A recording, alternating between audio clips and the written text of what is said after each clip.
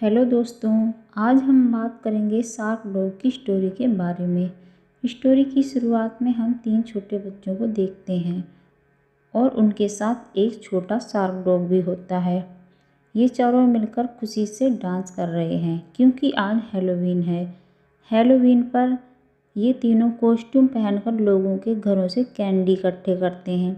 इस बात को सुनकर शार्क डॉग बहुत खुश होता है और वह तुरंत चलने के लिए कहता है। और तभी वह छोटा लड़का शार्क डॉग से कहता है कि यह ट्रीट शाम होने के बाद शुरू होगी। और तब तक हम डरावनी कहानियाँ सुनते हैं और वे तीनों सभी खिड़की दरवाजे बंद कर देते हैं और कमरे की लाइट भी बंद कर देते हैं और उन तीनों में से एक लड़का डरावनी कहानी स्टार्ट करता है, जो कि एक भयानक कोहरे की कहानी होती है। और इस कहानी में उन चारों को हीरो के रूप में दिखाया जाता है। और उधर ट्रिक और ट्रीट में अभी 5 घंटे बाकी हैं। शार्क डॉग को कैंडी बहुत पसंद थी, इसीलिए वह डिलाइला नाम की लड़की की सभी कैंडी खा लेता है और वह गुस्से में कहती है ओलिविया कि इस जंगली जानवर को यहाँ से ले जाओ। तभी वह कहता है कि तुमने जंगली जानवर किसे कहा? यह शार्क डॉग है। और शार्क डॉग डिलाइला को चाटकर सॉरी बोलता है। डिलाइला कहती है कि कोई बात नहीं, लेकिन शाम को तुम लोगों को मेरी बर्थडे पार्टी में आना है। तो वह चारों मना कर देते हैं क्योंकि वे ट्रिक और ट्रीट के लिए कैंडी इकट्ठे कर रहे थे और उस छोटे बच्चे का नाम ओलिविया होता है। और वह कहता है कि हैलोवीन में हमें मस्ती करने से कोई नहीं रोक सकता। और वह चारों वहाँ से चले जाते हैं, लेकिन कोई तो था जो उन्हें रोक सकता था। तभी उधर समंदर में एक शिप दिखाया जाता है और तभी ओलिविया का फादर कहानी के बीच में बोलने लगता है। वह कहता है कि यह कहानी तो बहुत ही डरावनी है और उसका डैड अपने ही बारे में बताने लगता है। तभी वह छोटा लड़का कहता है डैड आप चुप रहो। फिर वह कहानी को आगे बढ़ाता है और वह कहता है कि शहर में चीज़ें गायब हो रही थी और लोग परेशान हो रहे थे। और वह सभी लोग परेशान होकर एक मीटिंग फिक्स करते हैं जहाँ सभी अपनी अपनी गायब हुई चीज़ों के बारे में बताते हैं। मीटिंग में आई मेयर कहती है कि मैं वादा करती हूँ कि मैं इसकी तह तक जाऊँगी। तभी मेयर का लड़का आकर कहता है कि मैं जानता हूँ यह सब किसने किया है और वह शार्क डॉग का नाम लेता है। तभी शार्क डॉग कहता है कि मैं चोर नहीं हूँ। उसके दोस्त कहते हैं कि मुझे पता नहीं कि यह सब कौन कर रहा है, लेकिन शार्क डॉग चोर नहीं है, वह एक अच्छा डॉग है। मेयर कहती है कि ठीक है और जनता ऐसे नेताओं को पसंद करती है जो कुछ कर दिखाते हैं। और अगर शाम होने तक चोर सामने नहीं आया तो तुम्हें और तुम्हारे डॉग को ट्रिक और ट्रीट के लिए मना हो जाएगा। इसे सुनकर चारों बहुत दुखी हो जाते हैं और वह छोटा लड़का चैलेंज करता है और कहता है कि वह साबित करके दिखाएगा कि शार्क डॉग चोर नहीं है। तभी डिलाइला कहती है कि अगर तुम लोग ट्रिक और ट्रीट करने नहीं जा रहे हो तो तुम मेरी बर्थडे पार्टी में आ सकते हो। लेकिन वे चारों वहाँ से चले जाते हैं चोर पकड़ने के लिए। वे चारों एक शिप पर पहुँच जाते हैं। उनमें से एक लड़का कहता है कि यह जगह आज कुछ ज़्यादा ही डरावनी लग रही है। तभी वहाँ उस शिप की कैप्टन क्यूरी आ जाती है और वह कहती है कि तुम लोग मेरी बोट पर क्या कर रहे हो। तभी कैप्टन क्यूरी बताती है कि वह जीव समंदर की गहराइयों से निकला है, उसका नाम क्रैकर है और वह सभी चीज़ों को खा जाता है।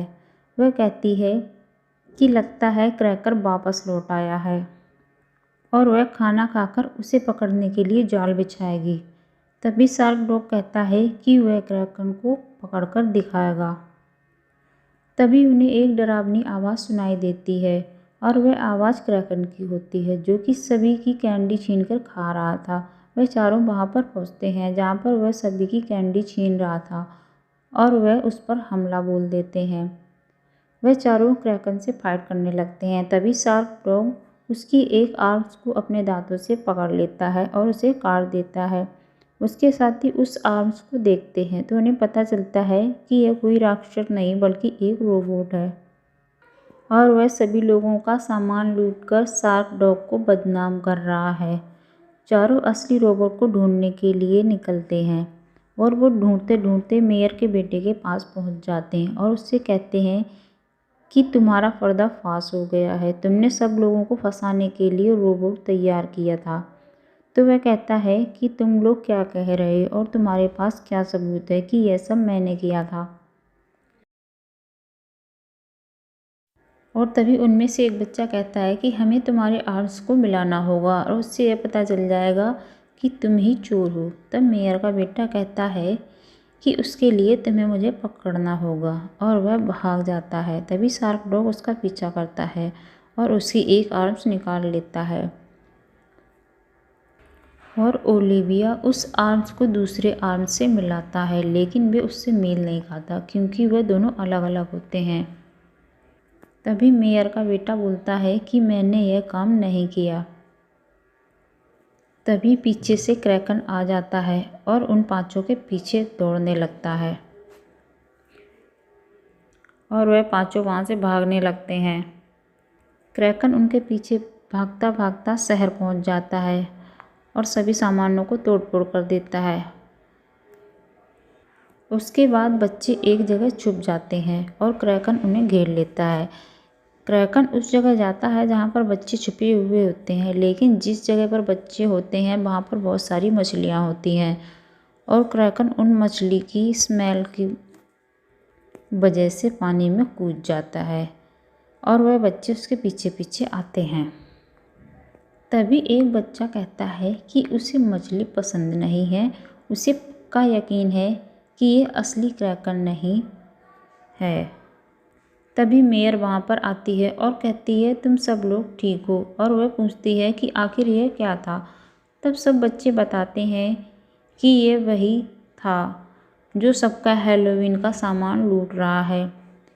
अब आप सब कुछ जान गई तो अब हम ट्रिक और ट्रीट करने के लिए जा सकते हैं। लेकिन वह मना कर देती है। सभी बच्चे उदास हो जाते हैं। तभी उसका डैड बोलता है कि मैंने क्रैकन को अभी भी खुला हुआ शहर में घूमते हुए देखा है और वह अपने सपनों में खो जाता है, जिसमें वह बहुत बड़ा कद्दू सजा कर रखता है और अपनी जीत का जश्न मना रहा है। तभी वह बच्चों से कहता है कि ये कैसा लग रहा है। ओलिविया कहता है अच्छा है, लेकिन इसे कोई देख नहीं पाएगा क्योंकि ट्रिक और ट्रीट कैंसिल हो गई है। तभी ओलिविया के दिमाग में एक आइडिया आता है और वह चारों वहाँ से निकल जाते हैं और उसका डैड अपना मास्क उतार कर फेंक कर मारता है, जो आकर उसके मुंह पर लगता है और उसका डैड जाकर उस कद्दू पे गिर जाता है जो कि उसने सजा कर रखा हुआ था। वह कद्दू वहाँ से लुढ़क कर चल देता है। इधर बच्चे क्रैकन को बुलाने के लिए कैंडी लेकर समुद्र के पास पहुँच जाते हैं और उसको आवाज़ देते हैं और वह वहाँ से बाहर आ जाता है। तभी वह कैंडी हवा में उछाल देती है क्योंकि यह सब उनकी प्लानिंग होती है ताकि वह क्रैकन को पकड़ सकें। तभी कैप्टन क्यूरी उस पर जाल फेंकती है और वह फंस जाता है, लेकिन वह इतना बड़ा होता है कि वह जाल को तोड़ देता है और बाहर निकल कर सभी बच्चों के ऊपर हमला करने लगता है। तभी शार्क डॉग उसकी तरफ बिना डरे हुए आगे बढ़ता है और वह बड़ा सा कद्दू उनकी तरफ लुढ़कता हुआ नज़र आता है जो सीधा क्रैकन को समंदर में ले जाता है। क्रैकन और शार्क डॉग दोनों उस कद्दू से चिपक जाते हैं और दोनों ही पानी में उछलकर एक जगह आकर फंस जाते हैं। क्रैकन अब डिस्ट्रॉय हो चुका था।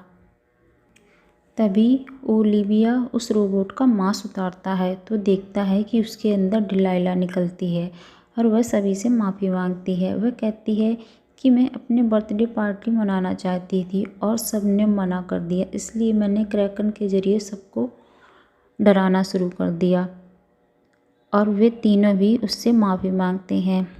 वह सब उसका बर्थडे बहुत अच्छी तरह से सेलिब्रेट करते हैं और सभी एक साथ ट्रिक और ट्रीट करके हैलोवीन मनाते हैं और यह कहानी यहीं पे ख़त्म हो जाती है।